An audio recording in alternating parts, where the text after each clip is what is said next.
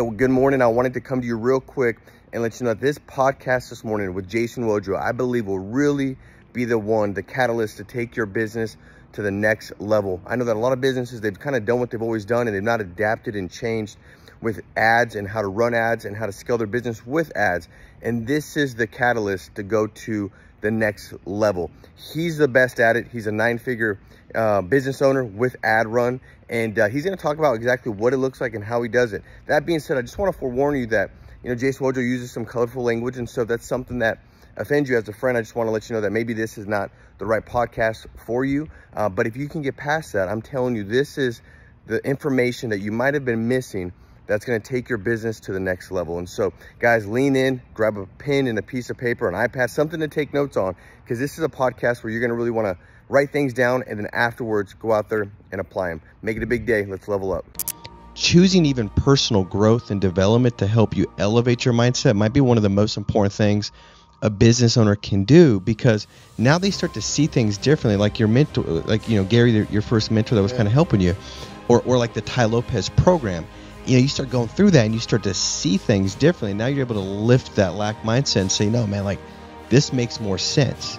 And I think that's such an important thing for anybody to level up in any area, especially if you're running a business. Like, what's your personal development program will look like? If you don't got one, man, I know if I didn't go through and spend the money on personal growth and development, there's no possible way I wouldn't have bought breakfast for somebody. I need to have breakfast for myself tomorrow. There's no way I would have let go and been able to sow seed. But money's it's interesting once you start understanding the way it really works. But I think that's an important part of that, right? Accountability comes in the forms of many things. It's either life situations, experience, or you're spending money and you got to figure this shit out, or you're losing. It's like fear of loss. Yeah. And it's like, dude, for me, when I was spending a ton of money on ads, I have to make sure that when we're spending the money on the book funnel and book calls, yo, is that sales guy trained? Does he need to get on a call tomorrow morning on the morning meeting? Is he going to show up? All right, cool. We need to train him more. Okay, we have to fix her script. All these things are happening because every dollar that I'm spending, I need to stretch it as far as possible. Yeah. But when people try to go cheap with it, they don't get results because it's the money that I'm willing to lose, not the money that we have to lose to figure out your problem. And your problem is that you don't make any money. So people do that at a bare minimum. The funniest thing, dude, is this word that people throw out there. It's a B word. It's called budget.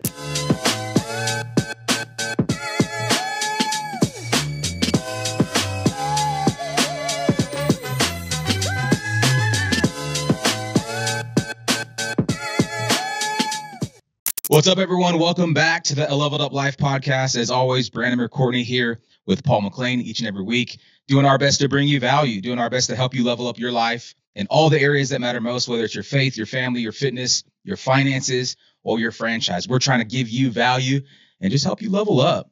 Today's going to be one of those good ones. There's not many times that we get to step in here and be like, dude, if people, well, actually every week, if people just listen to what we're saying, they'll level up. But this one is going to be on another level. Because we got someone in here today that's world class. I'm gonna let you introduce him, man, but I'm excited to be back with you. Good to be back, bro. The guest today, guys. I read some of his book last night, and in fact, I couldn't put it down. Typically I knock out about 11 o'clock because I'm trying to get up early. I was up late last night going through some of these chapters because this is stuff that if you're running a business, a franchise, you're looking to start a business, this is, I think, essential to really grow and develop to new heights. In fact, I was thinking about this the other day, Jason, that there's a lot of businesses, even in this area, that if they can integrate marketing, running ads, a lot of them are just so antiquated. They've just always done business the way that they've done it, whether that's termite, septic, alarm, all that stuff. It's just it's stagnant. And this is somebody that, he'll take the stagnation and blow it away, right? It'll be gone and you'll be growing and developing at all new levels. And so I want to give you a quick introduction on Jason. So Jason Wojo is a guest today. This is somebody that's got sold over 100 million online and has been recognized as a top 30 under 30 entrepreneur in New York Weekly magazine. He has consulted for major Inc. 500 companies, providing valuable insights and strategies that have helped these companies scale their advertising efforts and improve their sales system. And so, guys, I want to welcome today Jason. Good to have you, brother. Thanks, man. Appreciate it. Yeah, I'm excited to be welcome to the desert, bro. Yeah. Glad you're here. Hot as hell again. Well, we actually turned off the AC in here because we wanted to make sure that you had to get a better tan than already got. Hey, let me ask you this just to start. So when we got you on the pod, did you think you were going to LA or Vegas? How'd you end up in Apple Valley, bro? Dude, I thought I was going to freaking Canada. Yeah. Dude, as soon as I saw Ontario, I was like, Canada? Yeah. Oh, you flew in Ontario? Yeah. Gotcha. I was like, damn. You're All all right. sick. International. Let's go. Well, dude, good to have you in California, not Canada. Yeah. But man, I really want It's to been a weird stop for you. transition. Yeah, you're all Well, dude, I want to get into some practical things, but I also want to get into like mindset, dude. Like you've created some great success. I mean, top 30, under 30. It just shows that, you know, you can go out there and you put your mind to something, bro. You can grow to new heights and see success early on. You don't have to be 40, 50, 60. Like, dude, you can go out there and crush it now. And so, talk about like, dude, a little bit about your story. How did you get into like the ad space and where you're at now, helping all these massive companies, Fortune 500 companies? I know some of the people you work with, and these are like top players in the niches that they're in. How did you get into this space? A little bit about your background, bro. Yeah. So, about 7, 8 years ago, I was in culinary school. I picked that because I was working at a small deli restaurant when I was a kid in New York, and I just wanted to make a little bit of money so I could like pay for stuff and video games and all that fun jazz. So I was doing that, and then I had no idea what I want to do in my life because I was just so stuck like in the school realm and like doing the kitchen stuff. And my boss was like, "Yo, you might as well go to culinary school." So I You was like, kind of "All look right, like a chef, bro. dude, I don't know how to cook shit now. Hey, I have no idea. we're going what's back to the Airbnb, and you're gonna barbecue something. I'm gonna blow the house up. So, so I was doing that, and then like my boss was like, "Hey, you might as well go to culinary school because you don't really know how to do anything else." And like at the time, like I also played Call of Duty. I was very good at Call of Duty. I was like ranked number 11 in the world for singles Wow. on UG, Jeez. like UGC. Like that was a huge thing back then. I was a nerd at like Advanced Warfare, COD Yeah. Ghost. Like I was so good at that, but I didn't really think much of that. I didn't want to go into that whole video game realm. So wanted to go to culinary school. During that time, like when I was halfway through the first year and like I was going to labs and I was going to classes and I realized that like I literally hated it. Like I was rebellious. So I was partying, I was, doing those other things. Like I just trying to figure out like where I stood socially because when I was, and this is a very long story, but I'm trying to make it as short as possible. When I was growing up, dude, I was never 6 feet tall. So I was 4'11", 70 pounds in high school. And like when I was going through this period of my life where like I wasn't growing, like I also had a kidney function disease. So like all these things were going on. And there's a story that I'll get to in a little bit on like why I decided to always like stay on the right path and like go all in and always stay like really focused. Um, so like going into my senior year of high school, I was 4'11", 70 pounds. And then my kidney doctor was like, "Hey, like you're not growing. Like you're not hitting puberty either." Like I never hit puberty until I had to actually like do it artificially. So, um, it was the summer between high school and culinary school, and I had to take HGH the whole 90 days before I went off to college. So I went from 4'11", 70 pounds to like 115 pounds, 5'11-ish. And Wow. like I did all that through HGH. Yes, I was on massive Jeez. doses. That was 90 days. I was immune compromised because of the dosages that I was on. So like, they put me in my bedroom there and like I put like the like drapes over the doors. Like no one was allowed in unless they wore like gear. Wow. So it was pretty like intense. So that was a weird part of my life that I'll get to in a little bit. So I went to culinary school and like throughout high school, dude, like no one talked to me or like invited me to high school parties in people's basements because like, dude, I was like no Yeah. chicks wanted to hang out with someone that was 4'11". So I wound up going to college, and I like really like went on a rampage, dude. Like I was a partier. I finally had height. Women finally started talking to me, so I went crazy. Like doing, hitting Yeah. beer cans against my head. I was a nut job. So I went through that period of life. I had to get all that rage out. And then I wound up hating culinary school because I hated all the labs. I hated being in a lab for 6 hours. I hated sitting there and being told like you have to know this exact recipe, all these. I was like, dude, this is so stupid. Like I thought cooking was an art. Right. I didn't think it was this.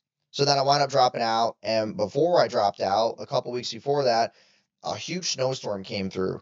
And I went to the back of, I had a Ford Focus at the time that my dad lended me. And like, I had this like box of Pokemon cards. And these box of Pokemon cards, like, dude, I was a broke college student. I was like, all right, like, let's take these cards and let's like go find a way to put them on eBay and flip them. And that's when I started to get a little bit into the online world, was flipping Pokemon cards. I still do it now. It's a huge vice. And for people who are listening, like, if you have excess like passive income and you just like want to find something that's better than stocks, personally, like Pokemon cards have been the biggest flip of my life. Seriously, dude. Dude, I showed it on an Instagram live the other night. Like I probably spent about 80 grand on my Pokemon card collection, and within 3 years, it's worth like 375 right now. Well, Like dude, the flip is insane. I got some Pokemon cards in that cabinet behind you, bro. We're gonna have to talk after this. Oh, I'll freaking look at them, dude. I'm not kidding. Dude, I do That's too. crazy. So that game is like really good for people. And I started doing it. I was making like small money, like dude, like $80 a week maybe. But Yeah. like to a college kid, Yeah, that's a lot of absolutely. money, bro. You have $80 and Sure. you go out on a Friday, Saturday, For night, sure. bro. You're Yeah, chilling, yeah. straight chilling. $1 shots, $2 beers. I was lit. So, I did that, and then I moved back in with my parents. I wound up going to business school instead. And while I was going to business school, I was still doing the Pokemon card stuff, but I was also playing college tennis, and then I had a job at a life insurance firm. I was an assistant, and then I went to a financial firm and started revamping a website for them. And that was one of my internships. And while I was there, I started seeing a bunch of stuff on YouTube. Then I saw Ty Lopez, and I bought his SMA course, and I started pitching local businesses in the area. And that's when I started getting into the whole marketing game that I'm in now, which is doing local business, barbershops, restaurants, like small ticket stuff, like just posting for them on their organic Facebook pages. And to kind of wrap this all up was the story that I was going to tell you. So there was a brand that I was working with called Hustle Island. It was a clothing brand. Took them from 0 to 21,000 paying customers in 11 months, and then he sold the company. And that's where I learned a lot about active campaign, click funnels, downsells, upsells, low ticket offers, all these things that Greg taught me. But there was a really cool like story that he had that when he was a kid that resonated with me, that like let me keep pushing. And it kind of goes like this. So when he was 14, he was stationed in Japan because his dad was in the war. And like basically he was rock climbing with this kid from school, and the kid fell off a mountain, got hurt, and he wound up getting an infection. So he brought his friend to the hospital, and like they don't know what they're doing, they're just kids. So they go through the wrong entrance and they pass this guy in the hall, and he's a janitor. And they don't really think anything of it. They just point it out as part of the story. So they wind up going into the emergency room, and the doctors like have no idea how to fix the infection. It's like something they haven't really seen in a while. Like they're having trouble. There's a lot of seepage. There's just like a lot of things that are just not going their way. And the staff, they wind up actually pulling in the janitor. And the janitor was a Baruku. He was a Japan untouchable. His ancestors were like slaughterers, they were grave diggers, but this guy, like, he knew that he wasn't accepted by the staff. He didn't dress well. He knew he didn't fit in. But the reason why they brought in the janitor was because he had the answers that they didn't, and they had to respect him because he was right, and that's all that mattered. So, like, regardless of how I looked when I was in high school, or how I dressed, or whatever it looked like I always knew that I was always going to win as long as I was right. So, like, one of my biggest vices, or it's a combination of a strength and a weakness, is that, dude, I always just want to be right because I know I'm right. And I'll just prove it so that people know I'm right. And that's it. That's all I really cared about. That's legit, dude. So basically, when you're looking at a breakthrough moment for your career stepping into this, did a lot of that have to do with like that story? Yeah. And then sure. the Ty Lopez course that you took that kind of gave you the ability to learn how to be right in that space? Yeah, like Ty Lopez's course was about the tactical stuff, like the knowledge and having the backing and the fundamentals.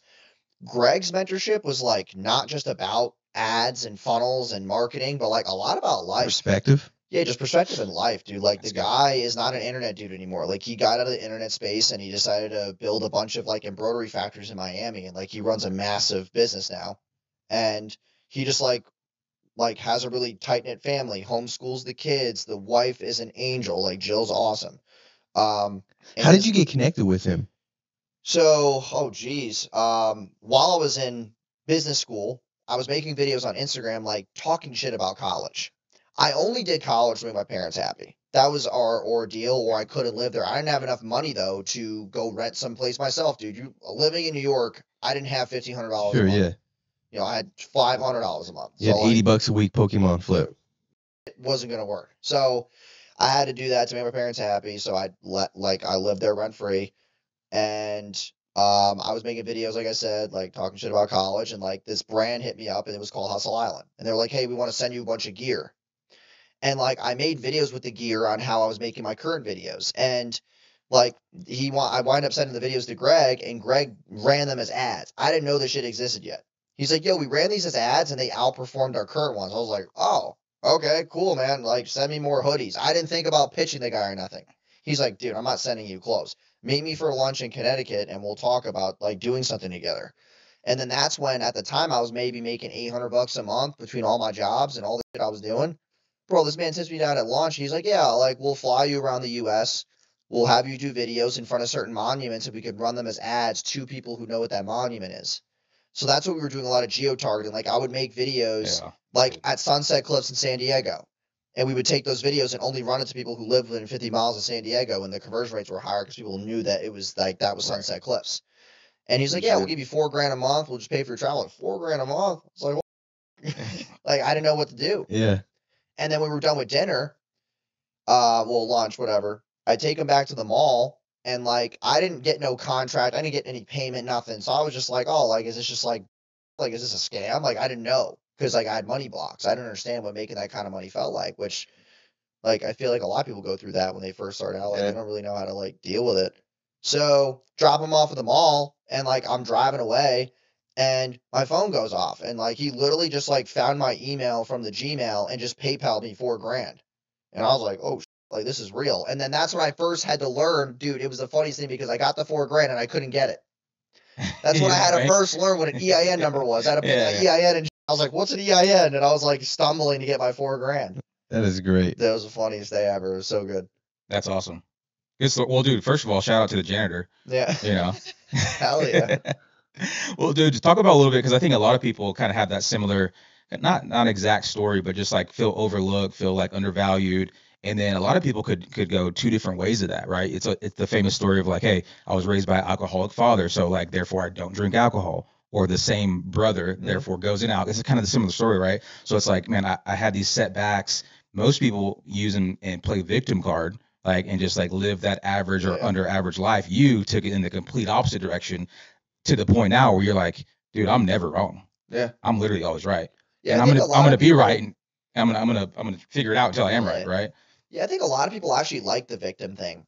I don't know, over the last like 6 to 8 months, dude, I've actually like, since getting older, I've like built these new beliefs, and I think that people actually enjoy being the victim, and I think they like it because they actually get attention for once. Like, they have something to actually complain about. Yeah.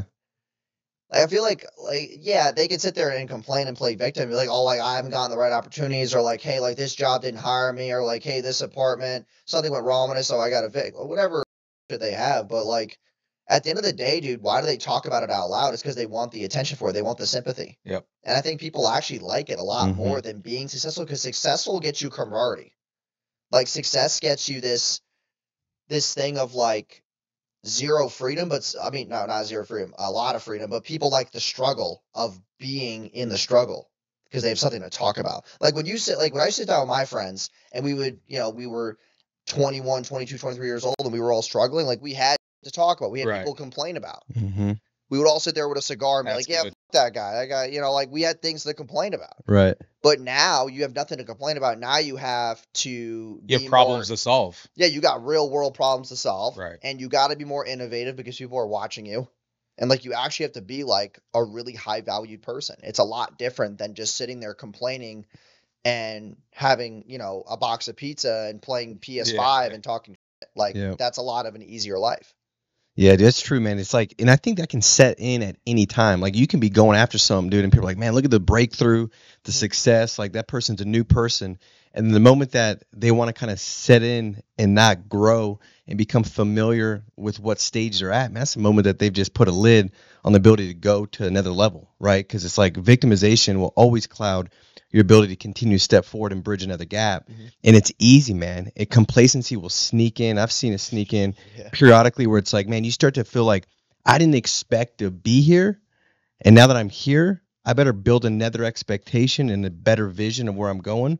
Or I'm just going to basically put on this blanket that's comfortable of victimization, saying, well, now I'm here, but I'm not going to be able to get there because of X, Y, Z. So it could look at it. You could get there. You could be making $1 million a year right now and develop a victim mindset, and that'll prevent you from making multiple 7 figures. Or it could be the person like I was in high school, like you, like just kicking it, gossiping, talking about one day, but this is why we can't get there now because we got XYZ money issues, stuff like that. And you probably see it with like even ads where business owners want to grow and develop, right? They're like, I know I want to hit this next level. You, Jason, man, like you've got such a vision to kind of see what's going on in the business and pinpoint say, oh, if you change this, this will grow. And I know that because I've watched a lot of your stuff. I mean, in fact, it was a couple weeks ago, I clicked an ad and like, dude, now you're the only person I think on my entire feed, bro. Like I'll look at somebody's comment and your comments on their comment about an ad. I don't even know it's like a common ad banner or something weird, dude. Like stuff's happened that I didn't know happens on Facebook after I clicked your stuff, dude. So you got to figure it out, man. Like there's no question.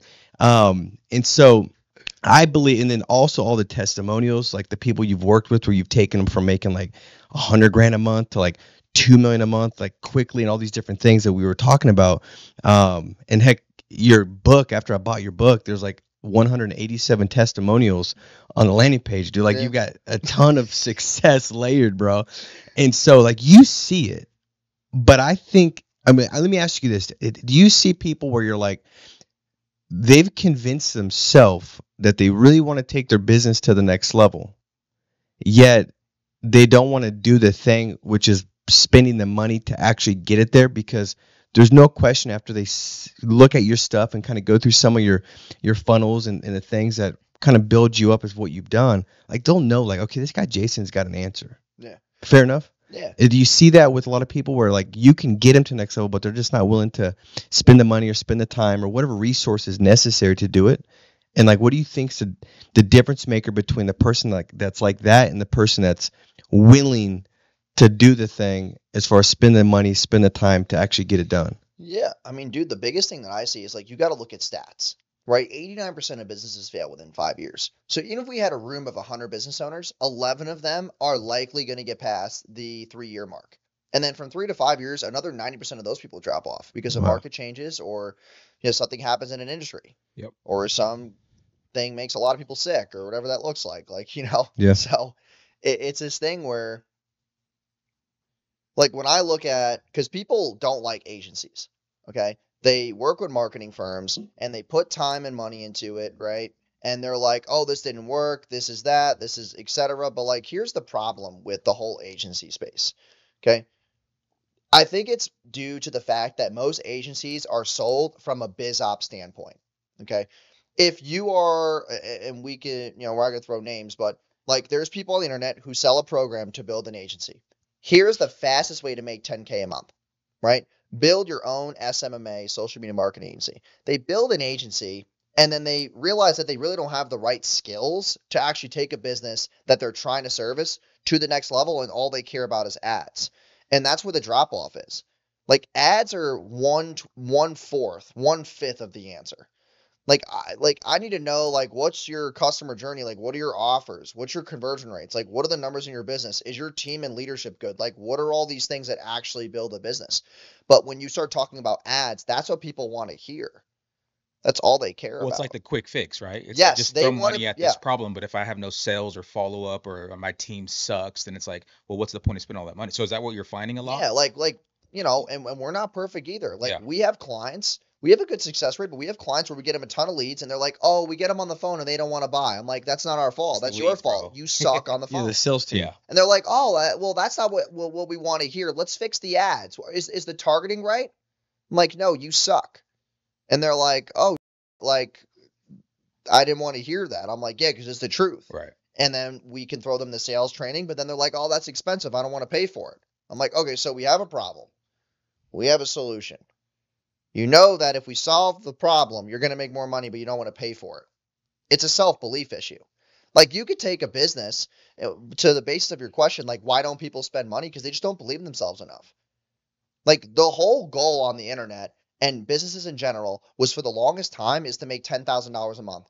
Change your life, have freedom, make 10 grand a month. To be honest, man, you're not going to change your life with 10 grand a month. It just doesn't happen. Unless you're a single person with no kids and you live in a $1,500 a month apartment, your life won't change at 10 grand a month.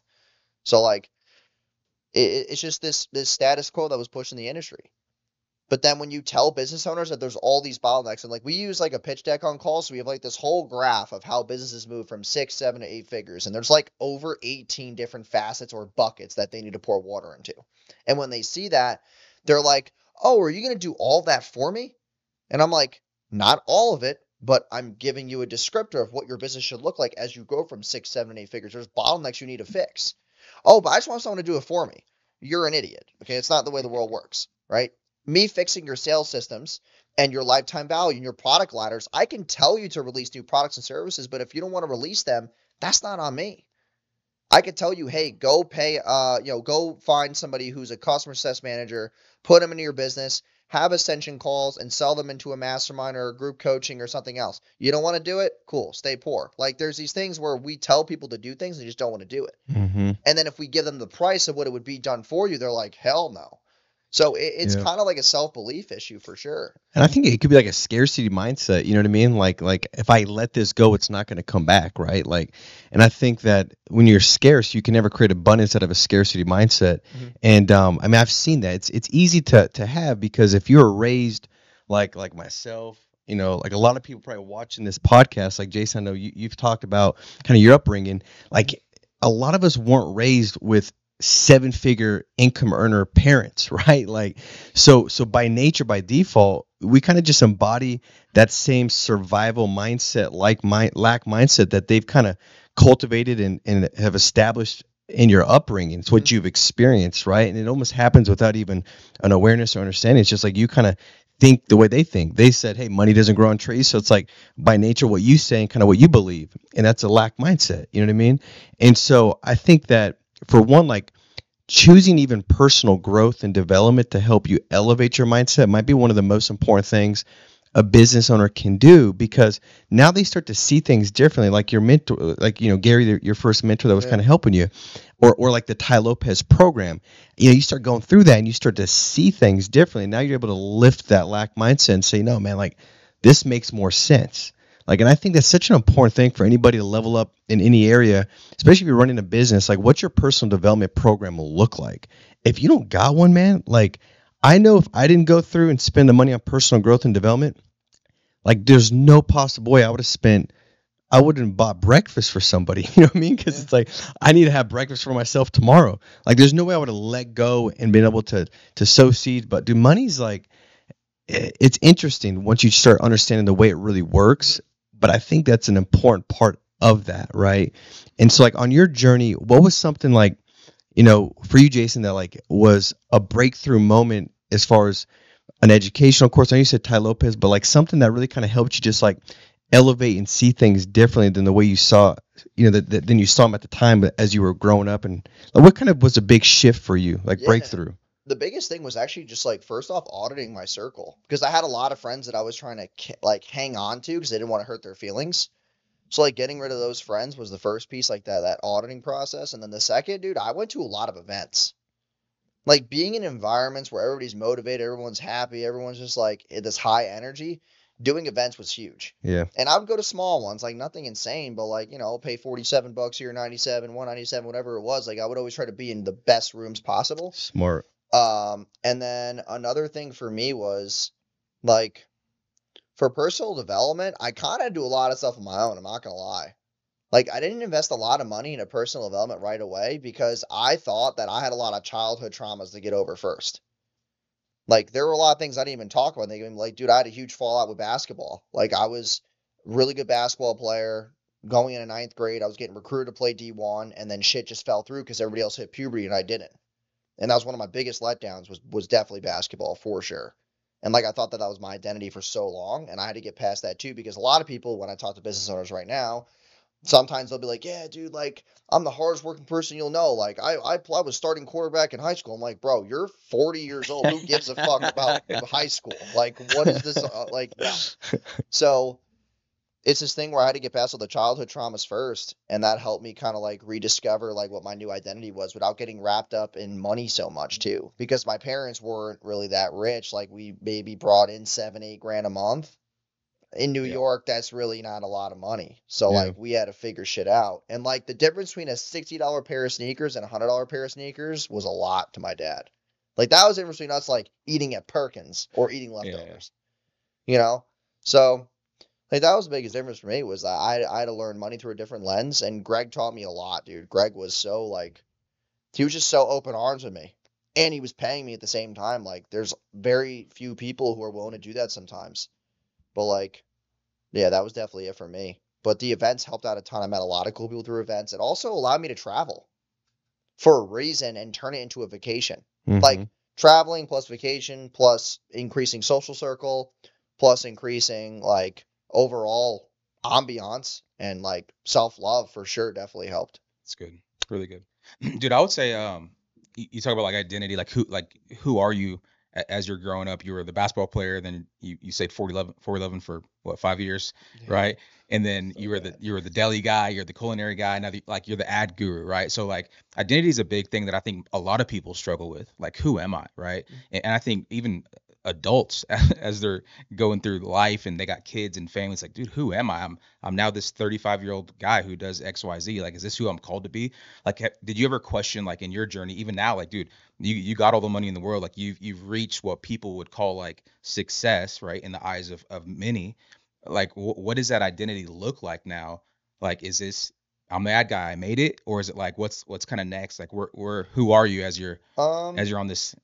Yeah, dude, that's a great question. I mean, the biggest thing that I just wanted for my journey was like when people think about ads, they think about me. Yeah. Like when people think about basketball, they think about Kobe Bryant, LeBron, and Jordan. Yeah. Like I kind of just wanted to be in a conversation about what niche I was in. I never wanted to, because there are people who make money behind the scenes, but I didn't want to be behind the scenes. Like, that was another question I had. Like I didn't want to do that. I'm like, bro, I want to scream and shout and let it all out. Like fuck it, you know, like that's what I wanted to do. Yeah. And like my brand is tactical. It's also a little mindset driven, but like it is very controversial. There's a lot of things in videos that I post online that are just like controversial, but I enjoy it. I think it's fun. I think it gets more views, and more views equals more money, and like that's very true. But it's like, dude, I was always, and I have ADHD too, so like there's no way I can make money behind the scenes. Yeah. Like I'm all over the place. What's that? Like, were you ever like, as criticism came or the bad comments came, or like, dude, this dude's an idiot. Like, what is he? He doesn't know what he's talking about, kind of thing. Like, how did you deal with that kind of on the come up? Right. Because like in my field, like I'm a pastor, right? Yeah. And I'm also in business. And so it's like, there's this very fine line as far as like being controversial or saying stuff to offend a certain audience. Like you don't want to, not that I like wrestle with that, but it's like, there's a certain identity that you kind of take on, right? So it's like for you, how did you deal with like some of that criticism, or like you're just like, screw it, this is who I am? Well, I always took the line from Grant. It's like, if you're not getting hate, you're not doing it right. Yeah. And that was the thing. Like, I always figured, I was like, all right, the more hate we get, the more leads we get, the more revenue we do. And dude, it just lined up that way. Like, regardless, like, if you take on a bunch of like even big, you know, actresses and music artists like Justin Bieber and all these guys, like, dude, they get so much hate, but they're also mysterious people. And that's what keeps people on the hook, is the mysteriousness. Yeah. So like, I always wanted to keep that level of like, yeah, like I respond to some hate if it's like bold stuff. Yeah. Like bold stuff. Like if someone's like willing to like say that, let's say for example, like someone made a video about, you know, all this shit about, oh, like I rent my cars and stuff. And I was like, bro, you looked up the wrong license plate. I actually had to make a reaction video to it. I was like, dude, that's not my license plate. This is it. And I had to pull up all this shit. I was like, bro, I got to clean that up. Because people, if they think that, I'm like, nah, I don't rent my cars. For sure. So like little things like that like I feel like I have to go clean up for sure. But regardless of that, like the other stuff, like, oh, you're skinny, you're this, I'm like, bro, I don't care. I just scroll. Yeah. Well, dude, if you rented your cars every day, it'd probably be more. Yeah, it'd be of more a flex, because it costs more to rent, I think, daily. And then, like, you know, there's people who made videos. I had to make response videos to people who were like, all like, show us your high roast account with the 100 million, and like I have to refresh and show and go through that. So like I did a video on that, but like, do those things that people call out, and I'm like, okay, like I have to go make a video now to respond. Yeah. Because those are things that are more about like, hey, we use those things to sell. And if someone's gonna say some shit, I gotta like, yeah. Definitely. But no one wants to watch an ad though where it's just me showing that. They want to see the offer first, and then everything else falls after.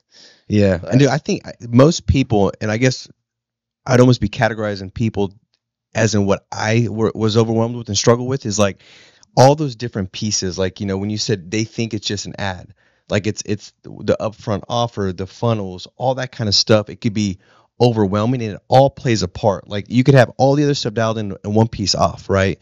So like as you go through and you've worked with business owners, what's been like the most common thing that most businesses kind of have the wrong interpretation or perspective or belief about how to be successful in the ad space to generate more clients? So biggest thing, I actually made a Loom video about this. I posted on Instagram. I'm gonna start doing a lot more Loom videos, like where I'm just sharing my screen, giving people tactical stuff to make more money, especially with ads. And the video.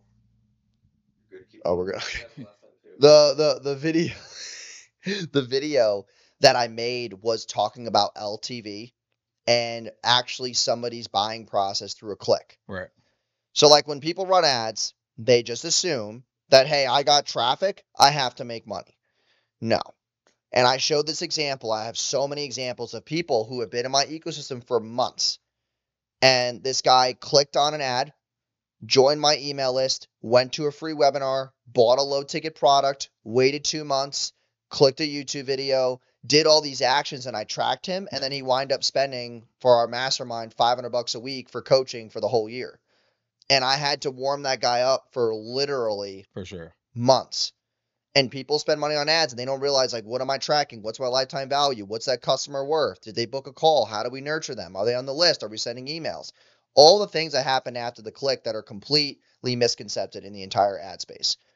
Like, and the crazy part is that people still, even when they're spending money on ads, they don't take a step back and say, yo, I'm spending all this money on ads. I should dial in my ecosystem too while I'm spending money. But they just assume that the ad takes care of everything. Yeah. Because they wanted to, because they just suck and they're lazy. And that's the problem. So it's like, it's these things that, we talk about accountability. Accountability comes in the forms of many things. It's either life situations, experience, or you're spending money and you got to figure the shit out, or you're losing. It's like fear of loss. Yep. And it's like, dude, for me, when I was spending a ton of money on ads, like the amount of money we spend now on ads every day, like, bro, if I don't do, we're like, that's the way it is. So I have to make sure that when we're spending the money on the book funnel and book calls, like, yo, is that sales guy trained? Does he need to get on a call tomorrow morning on the morning meeting? Like, is he going to show up? All right, cool. Like, we need to train him more because his close rate the last week was shit. And then this setter, okay, we had to fix her script. Like, all these things are happening because every dollar that I'm spending, I need to stretch it as far as possible. Yeah. But when people try to go cheap with it, they don't get results because it's like, yeah, it's the money that I'm willing to lose. Not the money that we have to lose to figure out your problem. And your problem is that you don't make any money. So, like, people do that at, like, a bare minimum. They look at, like, the funniest thing, dude, is this word that people throw out there. It's a B word. It's called budget. I have never done any of that in my entire life. People are like, oh, we have a marketing budget. I'm like, no, you don't. You're an idiot. And they're like, oh, like, no, we have a money that we could spend on ads. I'm like, no, you're doing that because if we only spend $3,000 a month, the most you can make is maybe 10. How much do you want to make a month? Okay, cool. Yeah, pull the money out of your savings and let's actually run ads. And like, dude, I've just never had a budget before.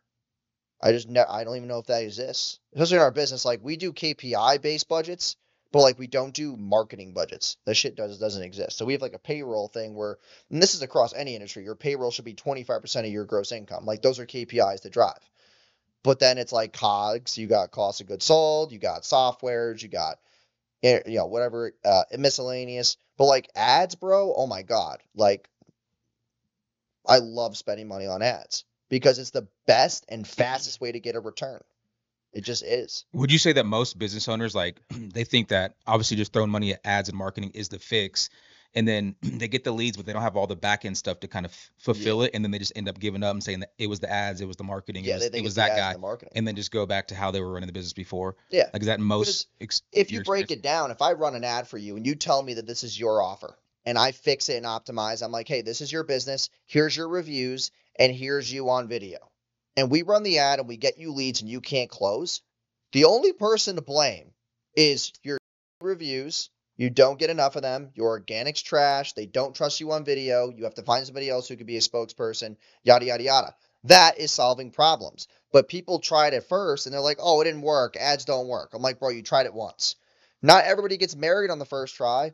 Not everyone finds their favorite car on the first buy. Like, not everybody, like, all these things in life that we just don't relate. And those are liabilities. Like, it's just like, it blows my mind. It's just crazy. Well, dude, I think it's almost like that's probably the person that the funnels and the process was so good, it sold them, and it probably shouldn't have sold them. I mean, like I remember, like so I sold life insurance for a long time and developed an agency and did the sales coaching and training. What I found is like I got to a point where I was so effective and good with like being sold out on what I was servicing the person with that I could articulate it, overcome any objection, no matter what their situation was. And I would get the person that really shouldn't buy because they were going to charge back. I would close everybody. I was like 98% close ratio. And I realized that there were certain people I was closing that I probably shouldn't have closed. They weren't the person that really cared to get it. They didn't really care what was going to happen when they died. It was just like, I was so convincing. They're like, all right, I guess I'll get it. And I think that's probably the same person that you'll get that comes back and says, oh, it was the ad or the lead. They never really wanted to take all those necessary uncomfortable steps to actually get the result in the first place is probably what I would gather. Yeah, you know what I mean? The other thing too, man, like we run into people like that we don't sell because they're just very like needy on the phone, and I can tell it from their tonality they're going to be a bad fit. Yeah. But then there's people who lie on the phone and say, yeah, I'm patient. I'm the most patient person you could work with. Yeah, we have excess capital, blah, blah, blah. And then they get 9 messages and the next. They come in and they're a headache, and they lied to be able to be sold. So it's hard to decipher in today's world. Like, like this happened 3 weeks ago. We had a client who was like on the phone with us, and she's like, yeah, we make $15,000 a month, and we're looking to really spike up with ads. She goes through onboarding, all this. She comes in and she's like, oh yeah, that was last year. And I was like, what happened to the business last year? Oh, I had to file bankruptcy, all this shit. Like, you didn't tell anybody on the sales team any of this. She lied to get sold because she wanted us as the solution.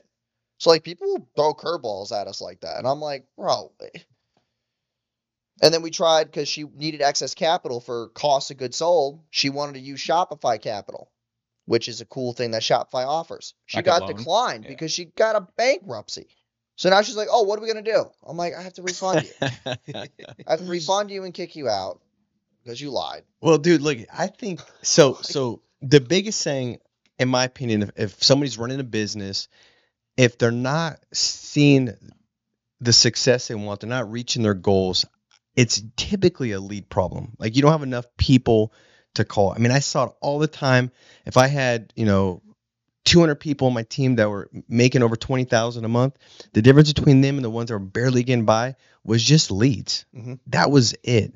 And the person that was spending the money on leads, it wasn't necessarily the person that in theory had the money to spend it in that moment, but they figured it out because they knew that without it, it's the lifeblood to the business.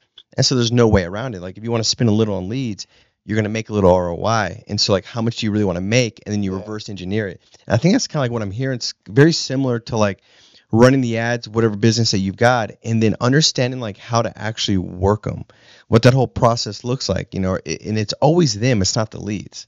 What are you saying? What does that look like? Can you adjust it? I would just encourage everybody, because I know myself, Jason, as I was looking at this whole process, right? Like the stuff you're talking about, like it becomes second nature because, dude, you talk about it all the time. Like that's your profession. But there's people on here that are like, whoa, dude, what are you talking about? Like the front end offer, the journey of a client, all this stuff, the back end offer. Like what I would suggest you to do is to go check out Jason's Instagram page, right? It's at Jason Wojo, and start looking at the content, because there's a lot of free, valuable content that will kind of get you to understand like, okay, this is the problem. Because once you're convinced and aware that this is the issue, then you're going to be more likely to take the necessary step to get the solution for it, right? And I think that's just important because it's overwhelming, dude. Like trying to figure all that out. But you need somebody to partner with, and the quicker you do it is the faster you're going to get there, because you know how much, like, what is your time worth? If you're spending all the time trying to be the Jason, like, dude, that's cost. That, I mean, depending on where you're at, that's going to cost a lot. Like, I've tried to spend the time, like, knowing all of it, and I was like, no, I got to get it. I got to get a team. I got to talk to you. We got to do some stuff to figure it all out. I think it's just important to do it. I want to kind of get into like the book that you wrote, Ads That Sell. for one, like I said, I bought it yesterday and I read most of it last night because it was just so meaty, dude. Like somebody's like, dude, I don't want the raw fluff kind of book, man. This is not that book. It tells you specifically exactly like these processes, your scripts, what to say, how to say, the psychology behind it, like dialed in. What kind of inspired you to actually write this book? What was the motivating factor behind it? Yeah, I mean, for a while, I was just behind the computer running ads, being a media buyer, growing an agency, and I was like, okay, like, how do I get something physical into people's hands? Because everything right now is digital. Like, I wanted something tangible to give people, and that's when I also started running events. It's like, all right, I'm gonna run events, and I'm gonna have a book. Also, the book is just a good like way to get new leads in. It's a good way to build authority. It's a good way to really like for people who are on the fence or want more knowledge, who maybe don't want to spend a ton of money. You can just get the book, and if you read it you can, obviously validate my concepts and principles and get a better result. And like, it's a good way for me to have time with somebody that's not just on their screen. Like, it's actually intellectual time. And if you read something, you're more willing to remember reading stuff than just like swiping through Instagram, just like getting completely traumatized by all the. So like, I'd rather just put something in front of you. I like it, dude. Well, I want to give a practical example. So for anybody here running a business, so chapter 6, it says framing your sell, right? Mhm. And it talks about how to frame your sell. And I want to talk about like what's the best way to frame somebody's sell to maximize it, right? And so to give an example, because anybody that's on here, whatever business you're running, this is a part of like how do you frame it? Like it's probably one of the most important parts, right? Um, I've got a couple different businesses. I sold the insurance business. I do high desert venues. It's kind of an event center. I got Leveled Up Health, which is like a health recovery center, and then I'll do house flips, wholesale, and stuff like that. So my hands are kind of like on those things. Selfishly, I want to hear how you do it for high desert venues. So what would that offer look like? So it's an event center. What would be the best way? I want people to kind of see how Jason puts this together because like this is important. So if you're a plumbing, septic, if it's janitorial, all those things, you want to be able to frame the offer. So what would that look like for like an event center to like make that irresistible offer where it's like people want to click, people want to know more about it? So I did ads for Chris Crohn's Event Center, and the ones that did really well were the ones where we were like, hey, if you rent our venue, like we'll throw in video and audio included. Like we'll give you a videographer and we'll do your audio and your DJ like completely included because they have in-house people there. So like if you book our venue, you get the video like where we film your event and you get the audio with the DJ included. And that was like part of the package. The other angle was just hiking up the price and literally just saying like that it was like like you get $1,000 off when you book this month. So we just hiked up the price $1,000 and then we just took 1,000 off. So that was a good way to get a good offer in. Okay. But yeah, like those were 2 angles that we used, and then 3 is sometimes people don't want to pay for a venue up front. So like we had a third option on the phone that this girl was selling where it was like, hey, like your venue's 3 months out. All right, you don't want to pay? Cool. Just give us weekly payments until your event. And even if they drop off, you're getting so many leads anyway where someone will take the space anyway and you keep that money. Smart. So that was the best way to do that as well. And then we used a funding partner too with some events because some events were costing people like 10 to 20 grand and they didn't want to spend all the money. So we just like sent them to a firm and we had a funding partner and we closed a lot of people through that too. Do you think like most people overcomplicate it? Like the creative? Yeah, I mean, or just like scared to look stupid? Well, no, I think they overthink the actual offer because you got to think about where people start and where people finish. Like you want to do whatever it takes to get somebody to just say yes to the front. Yeah. Because what can you do with that? You could go buy a catering business and be like, hey, we have a catering partner. Okay, now you're making money on the food. We have a bartending service. Or you make money on the bartending. We have a custom napkin company. Like you just do all this where you just make money on affiliates or partnerships and you're funneling a higher average order value into the front end sale. Like that's the best way to do it. That's good. It's no different than kind of like the back end offers. Like once you buy the book, shipping, but then you've got all these additional things that almost kind of are packaged and positioned to seem more valuable. It's kind of like you book that and then you've got all these ancillary additional things that just come with that. Another thing that we did that took care of the money that we spent on ads was the photo booth upsell. What we said to people was like, hey, you do the photo booth? Okay, cool. You can get the photo booth and just get the raw files, or you get the photo booth with the edits and the phone numbers. where you could text yourself Yeah. instantly. And it was a difference between $9.97 and $16.97. And dude, people bought the $16.97. It's the better order bump because they didn't want to do all the editing themselves. They didn't want to like, they were like, fuck it, $700, fine. Like, you got to make the sale easier. The offer has to be sexier. I love it, dude. All right, so chapter 9 is KPIs, numbers to hit when running ads. So these are like the key metrics, right? What KPIs are crucial to track when running ads and why? Like what does that look like? So if we're on like the lead gen side, that's going to be like, what are your, click-through rates? Be above 1%. Your cost per clicks, have those below $3.50, $4, depending on the high ticket space that you're in. Then you're looking at cost per lead. And then from cost per lead, you're looking at what's the cost per qualified lead. And then from there, you're looking at what's your cost per book call. What's your cost per qualified call? What's your cost to have someone show up? What's your revenue per call? Which sales closers are making the most money per hour, right? Which sales closers have the most lifetime value? What packages are getting taken the most? Like, all these numbers that will dictate the sale. And then after that is ascension. So like, you buy, let's say you have 3 tiers. You buy one tier. Okay, cool. What percentage of people go from tier 1 to the big ticket package? What percentage of people go from second to big tier? What percentage of people go from third to big tier? Then what do you tell your salespeople? Hey, you guys want to make more money? Push more people to number 2. It's really that simple. Okay, how do we stack offer 2? Well, a lot of people want what's in offer 3 and offer 2. Okay, cool. Let's give a light version to the second. And now we're moving offer stacks around to just make more money regardless. Dude, this is such a big deal for any business owner as far as this stuff right here. I mean, because like, you can't expect what you don't inspect, and most people are not inspecting the right KPI. Like, they don't know, right? And so, like, what's the best platform you use to track all this? Is it GHL or? Yeah, I use Hyros. So Hyros is a great tracking platform for our ads. If we're talking like sales KPIs, we have Jacob, who's our sales director. He just does a lot of Google Sheets. And we pull a lot of API webhooks through the platforms using Zapper. We push that data into a Google Sheet that has pre-recorded formulas. And that's something you guys want to look at like every day or weekly. Yeah, Jacob's got morning meetings with him every single morning saying, hey, like yesterday, your show rate was 38%, your show rate was 45%, your show rate was 71%. Like, what are you doing differently? Oh, well, he had better leads. Okay, like, we'll let it slide, but like, why are you two so low though? Are you sending your looms before 9 o'clock? Right? Did you do your, we have them, like, a lot of those guys do fitness. So we're like, hey, you work out in the morning, do a cold plunge, blah, blah, blah. We asked them, like, their personal life shit. Like, are you going through something? Like, we had a salesperson who had a problem with a death in the family. Close rate went down for 2 weeks. We're like, bro, like, you got to get back on the horse. Or I was like, yo, let's fly out to me and let's hang out for the week. Give him better spirit. Take him out, ball out, do some bullshit, go to get bottle service, make him feel happy again, and then he closes more. So, like, it's just, like, stuff like that business owners don't think about is, like, where is my team at, like, mentally? Because they're not there mentally, bro. They're lost. Yeah. They're just robots at work. They're just f***ing around on your dime. You might as well spend the dime to make them happy than let them f*** around on your dime.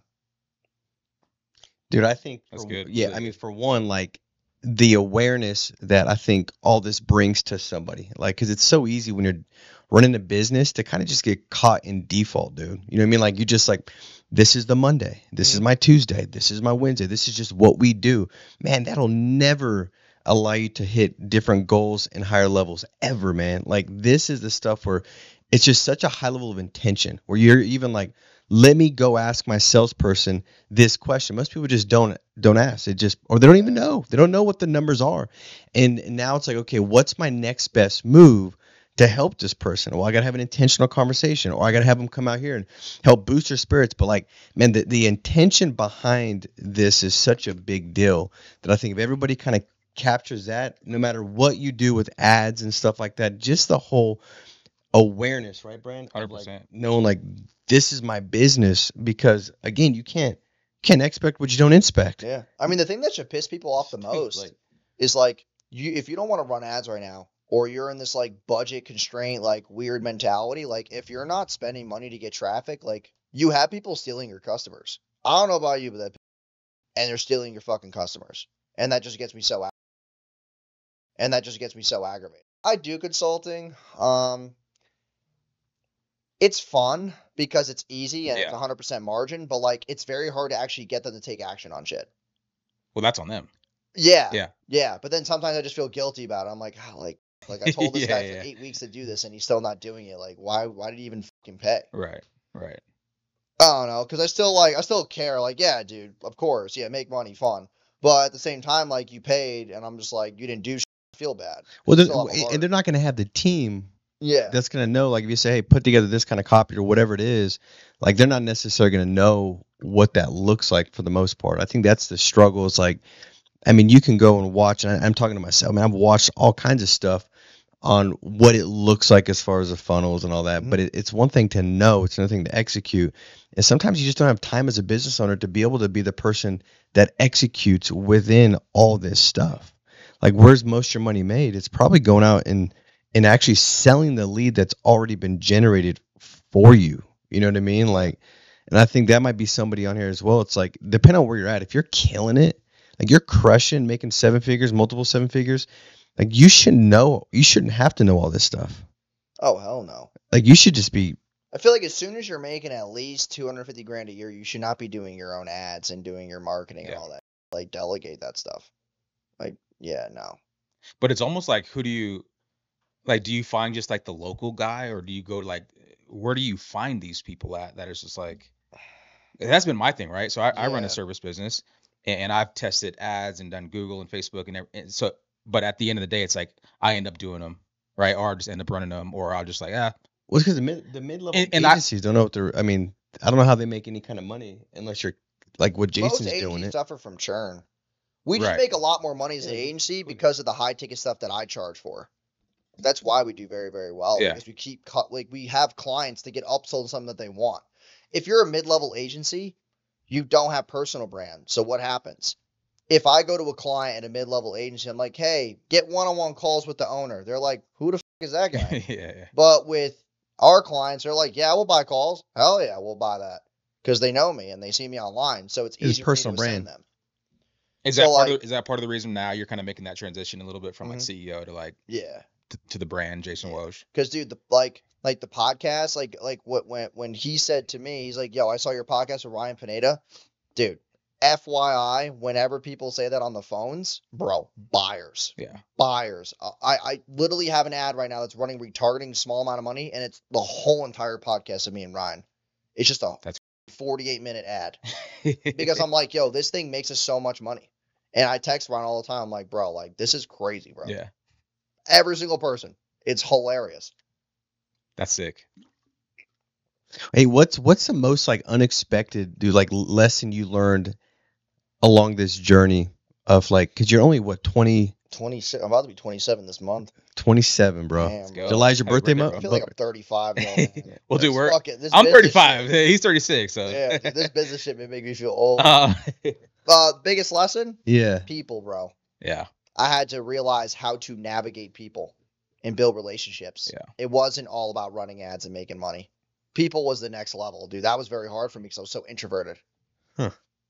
Very tough for me, for sure. Because I like, dude, like, I still suffer from it now, Like you're okay with just being by yourself. bro. If it was up to me, old-fashioned cigar, leave me alone. That's it. Laptop. Laptop, old-fashioned, Gotta have- and a nice Cohiba, bro. I'm Yeah. chilling. You need the laptop to pay And then, for the like, old fashioned music. And music, bro, that's what I do right now. Like, I'm about to get this thing installed. What do you want to call it? Like, I like being able to work, and like I like water, but not, I know this is weird as hell, but like I'm getting this thing installed in my bathtub where I can still have like a laptop holder and not get it wet. So like I would he's talking about the top. I'm trying to picture it in my head. So like I like having the jets of like a hot tub, but in a shower. And I'm gonna have a laptop, and then I have like a whole thing that I'm getting installed where it's like a cigar holder to where it revolves, and then the lighter. And like I'm just gonna sit in my bathtub, work on my laptop, and just have a cigar and an old fashioned. I'm getting all the shit installed. Like it's gonna be so. And you gotta know what Dude, you that's want. great. You gotta know what you like. Dude, that's just what I'm into. Yeah.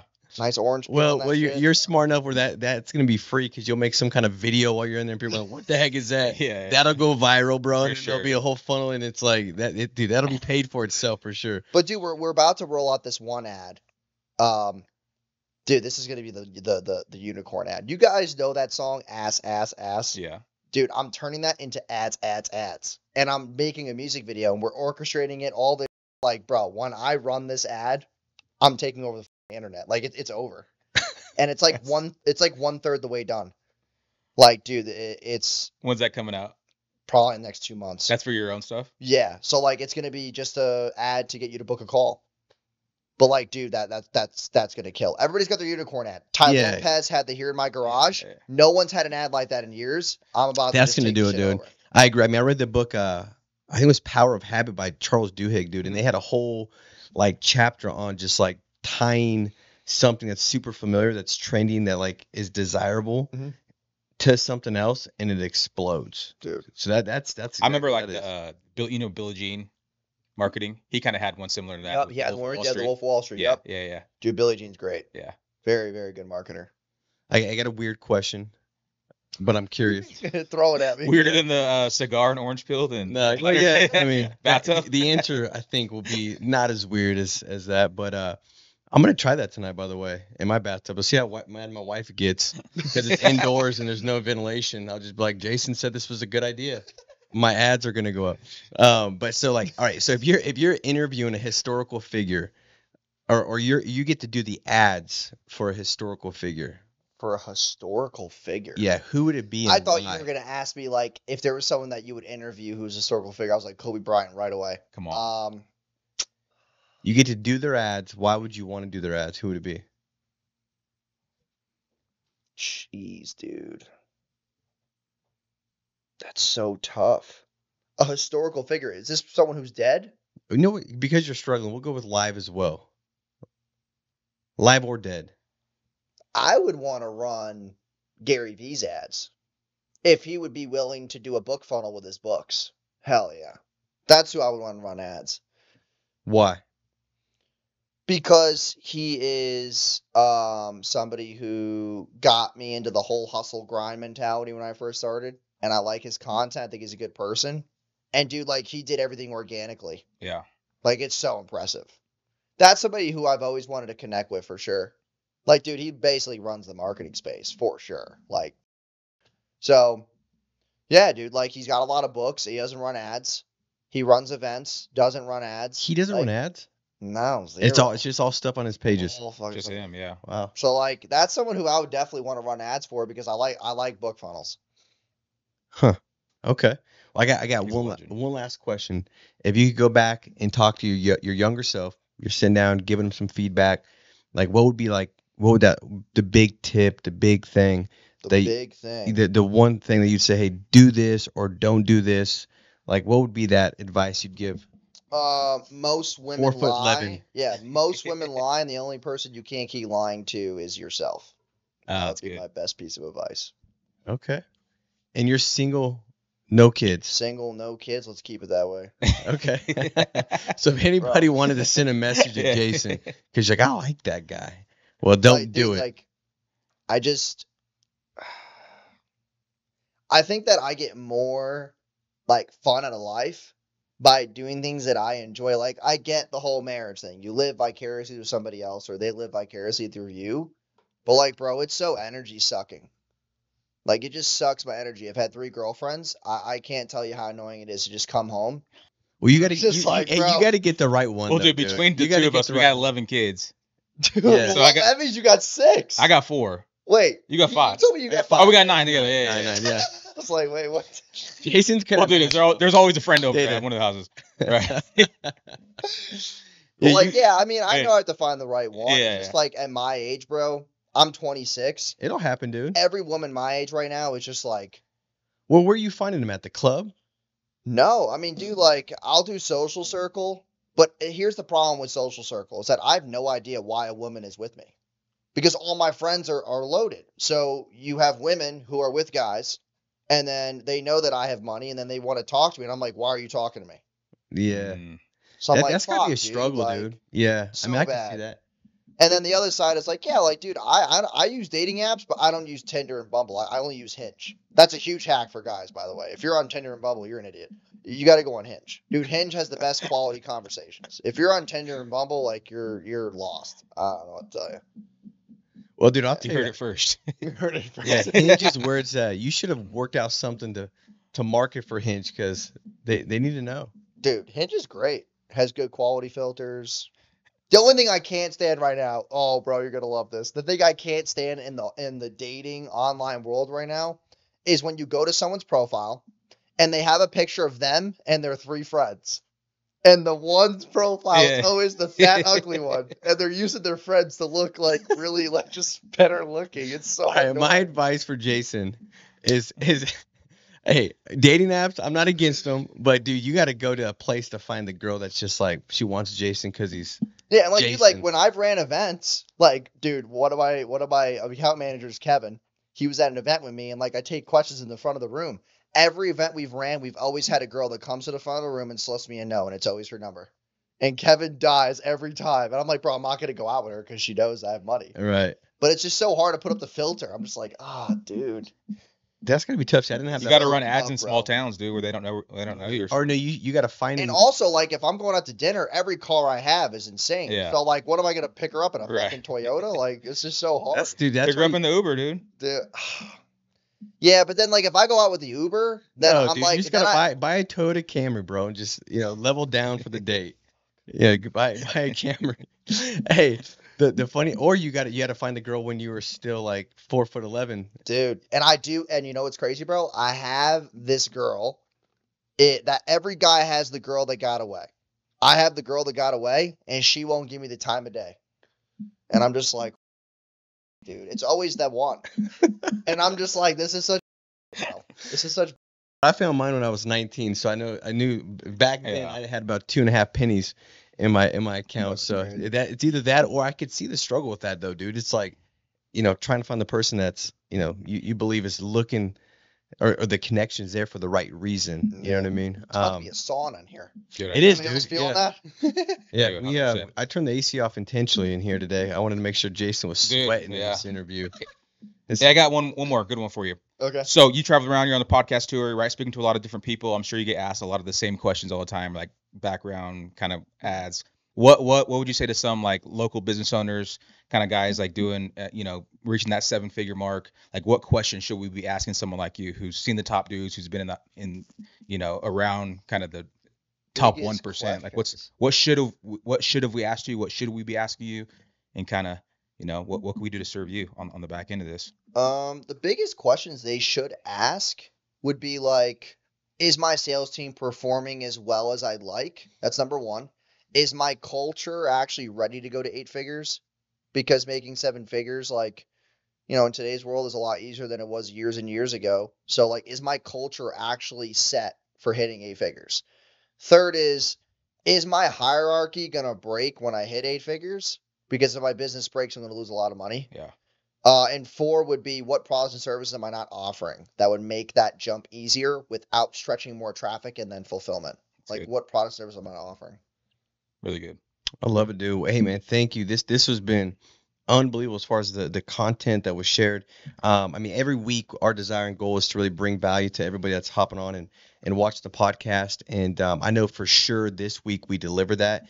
And if you haven't done it already, share this, like, subscribe, but get this out to people. There's somebody that's out there that, they're just one podcast away. They're one, answer to the question that Jason, Jason. No, I said one ad away. Yeah. Yeah. But seriously, man, like they're that close. Like I think a lot of times people have proximity issues. They think like, man, I want to go out there and have such a thriving business where I can get my freedom, where I can have the time I want. Like most people are more alike with what they want a business for, right? They want to be able to like not be controlled by money. They want financial freedom. They want to be able to give, to donate, to manage their schedule. But I think it's easy to like get caught in the cycle, man, and you hope for it to happen. Maybe you're running a business, but your business is not really a business, and you're kind of just like getting by. You're not really thriving. And I just want everybody to know, like, man, like you're closer than you think. And I think today should have made people realize that you're closer than you think. You're just a tweak and adjustment away from all of a sudden getting what you hope for come to pass. And so share this with somebody, because there's somebody out there that doesn't know about Jason, that doesn't know about what he's doing or about what he just said today, But if you share it, all of a sudden they're now aware and they're able to make that change and choice because now they got a new awareness. And you can't change and you can't defeat what you can't define. So if they know it, now they can do something about it. And so, guys, I appreciate you. Love you. Let's go out there and make it a big week. Jason, thank you, brother. I appreciate you, man. Thank you, bro. Follow him at Jason Wojo. Also, take a look at the book. The book is free. You got to pay for shipping. And the book comes in the mail, but you get the ebook immediately. There's no shipping on that. It's there right then. But, guys, hey, we love you. Appreciate you for joining. Make it a big week. See Talk ya. to you soon.